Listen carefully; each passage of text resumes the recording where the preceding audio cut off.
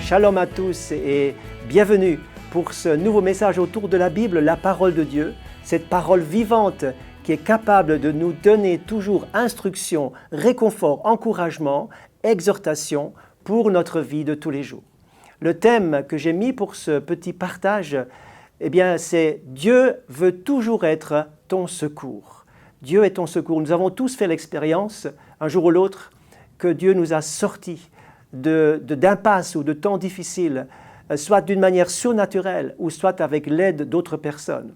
Je pense à ce texte du psaume 34, verset 6, quand l'Éternel nous dit « Quand un malheureux crie, Dieu entend et il le délivre de toutes ses détresses. » Ou encore dans Ésaïe chapitre 63, verset 9, je lis « Dans toute leur détresse, dit-il à Israël au travers de la bouche du prophète, dans toute leur détresse, ils n'ont pas été sans secours. Il les a constamment soutenus et portés. » Puis je pense aussi à Exode, au chapitre 3, ce texte où Dieu va manifester cette compassion qu'il a pour Israël en esclavage. Il a dit « J'ai vu, j'ai entendu leurs cris et je suis descendu pour les délivrer. » Je voudrais vous parler de deux situations.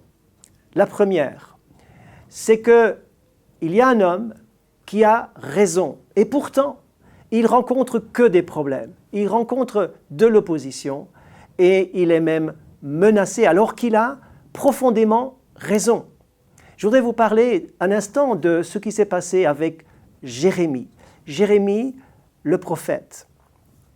Il nous est dit, en commençant le livre de Jérémie, il y a quelque chose d'intéressant qui sort de ce texte, c'est que Dieu l'a appelé dès son jeune âge et il l'a établi pour être prophète.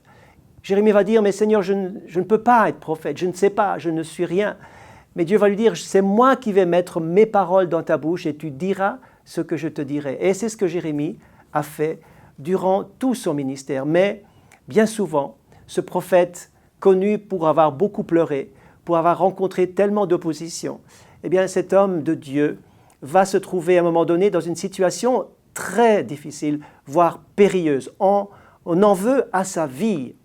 Pourquoi ? Parce que dans ses prophéties, il va dire des choses qui ne plaisent pas. Il va dire, par exemple, à un moment donné, que les Babyloniens vont venir pour envahir Israël, et Dieu donne une indication précise au travers de Jérémie, en disant « Israël, tu ne dois pas résister. Vous ne devez pas combattre, vous devez vous laisser faire, vous partirez en exil, et Dieu sera avec vous. » Mais ce message est compris comme un message mauvais, un message négatif, un message de découragement, et le roi et les hommes religieux de son temps vont refuser totalement ce message. Au chapitre 38 du livre du prophète Jérémie, et au verset 6, Jérémie sera emmené dans la cour du roi, et là, on va le mettre dans une citerne. Pourquoi une citerne ? Parce que tout simplement, on veut l'exclure de la communauté. On veut le mettre à mort. Et Jérémie, nous est-il dit, va s'enfoncer dans cette citerne où il n'y a pas d'eau, mais que de la boue. Il va avoir de la boue qui va monter et il va s'enfoncer doucement dans cette boue. Et bien sûr, quelle angoisse, on peut imaginer, à peine imaginer, ce que ce pauvre homme va vivre. Et cela me fait penser au psaume 69, verset 2, qui est un psaume de David. Peut-être qu'il a prié ce psaume, qu'il connaissait peut-être. « Sauve-moi, ô Dieu, les eaux me viennent jusqu'à la gorge. J'enfonce dans la fange, dans la boue, sans pouvoir me tenir. Un courant me submerge, je m'épuise à crier. » Et là, Dieu va avoir compassion de son homme et il ne permet pas, comme à chacun de nous d'ailleurs, que nous soyons éprouvés au-delà de nos forces, au-delà de ce que nous pouvons supporter. Et c'est exactement ce qui va se passer pour Jérémie. Et Dieu va mettre sur le cœur d'un homme qui est à la cour du roi, un homme qui vient d'ailleurs. Il est éthiopien, et il s'appelle Ebed-Melech, qui veut dire serviteur du roi. Il est eunuque et il est là juste pour servir. C'est un homme à tout faire, un homme qui sert. Et cet homme va prendre à cœur la situation de ce prophète.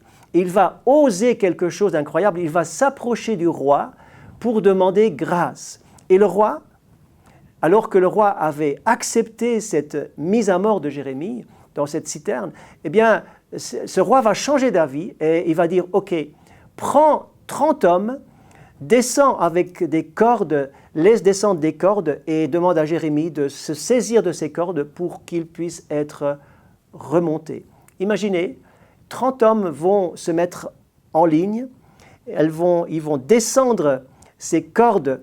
Jérémie va s'attacher à ces cordes, va s'agripper de toutes ses forces à ces cordes et dans un sens d'unité totale, ils vont faire remonter Jérémie hors de cette citerne. Qu'est-ce que je veux dire par ce texte, par ce récit? Eh bien, c'est que Dieu peut vous secourir à l'aide de la prière de beaucoup de personnes, à l'aide de la prière et de l'intercession des gens qui prennent à cœur, qui se mettent en ligne, qui se mettent d'accord, qui sont unis pour vous faire sortir d'un temps difficile, alors que vous êtes dans le plan de Dieu, alors que vous êtes en train de faire quelque chose de juste.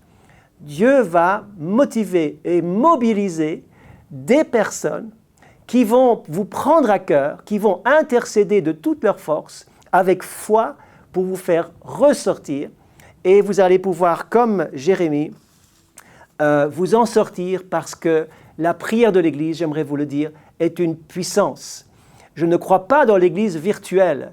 Il y a des personnes qui ont peut-être 3-4 000 personnes, des amis sur Facebook, mais en réalité, sur qui est-ce qu'on pourra vraiment compter? Lorsque vous êtes dans une communauté, vous êtes intégré, vous aurez des personnes sur qui vous pourrez compter et qui vont être là dans les moments cruciaux, dans les moments difficiles, dans les moments où vous aurez besoin, vous pourrez compter sur quelqu'un. Je l'ai vécu si souvent et j'ai vu que cela fonctionne vraiment. Je cite encore David de Psaume 40, verset 2. « J'avais mis en l'Éternel mon espérance. Il s'est incliné vers moi, il a écouté mon cri, il m'a retiré de la fosse de destruction, du fond de l'abîme. » Maintenant, il y a une deuxième situation. C'est une image que Dieu m'a donnée et que j'aimerais vous transmettre parce que je crois que cela peut correspondre à la situation de l'un ou l'autre d'entre vous. Je voyais une personne qui marchait au bord de la plage. Et à un moment donné, elle s'est enfoncée dans le sable, mais qui était un sable boueux. Et cette personne s'est enfoncée jusqu'aux genoux dans ce sable. Et en essayant de s'en sortir, elle n'arrivait pas à s'en sortir. Cette plage était une plage à la mer du Nord. Et je vais vous dire après pourquoi j'ai vu cette plage à la mer du Nord. Eh bien, cette situation correspond à des personnes qui se sont mis eux-mêmes dans de la boue, qui ont mis leurs pieds dans la boue, dans leur situation de mauvais choix, dans leur propre mauvais fonctionnement, dans leur propre péché, dans leur propre situation qui était mauvaise à la base. Eh bien, vous vous êtes enfoncé et vous n'arrivez plus à vous en sortir de cette situation périlleuse, difficile. Vous êtes bloqué sur place. Et Dieu, finalement, veut dire au travers de cette image, tu as besoin de te repentir, de reconnaître que tes pieds sont dans la boue et que tu es là parce que, justement, il y a quelque chose que tu as mal fait, il y a quelque chose où tu as clairement désobéi, où tu ne fais pas la volonté de Dieu, mais Dieu, dans sa grâce, veut t'en sortir. J'ai donc vu cette image à la mer, à l'Atlantique, à la mer du Nord. Pourquoi? Parce que la marée va arriver.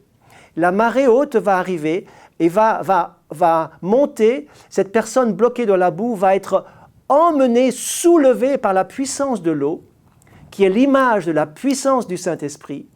Eh bien, cet homme va être soulevé surnaturellement parce qu'il s'est repenti. Et elle va être libérée de cette situation parce que Dieu fait grâce. Je termine ce message parce que je crois qu'il convient à une ou plusieurs personnes, vous qui me regardez. Et j'aimerais vous dire, ne retournez plus jamais dans des situations où vous serez coincés dans la boue. Éloignez-vous, écartez-vous de tout ce qui ne plaît pas à Dieu. Le Seigneur vous aidera et il vous soutiendra toujours, même le jour où vous êtes bloqué dans la boue. Il fera grâce, mais pour cela, demandez-lui son secours. Criez au secours. L'Éternel vous entend. Repentez-vous du mal. Repentez-vous de tout péché et par la puissance du Saint-Esprit, il vous sortira de ce mauvais pas. Que Dieu vous bénisse. À bientôt.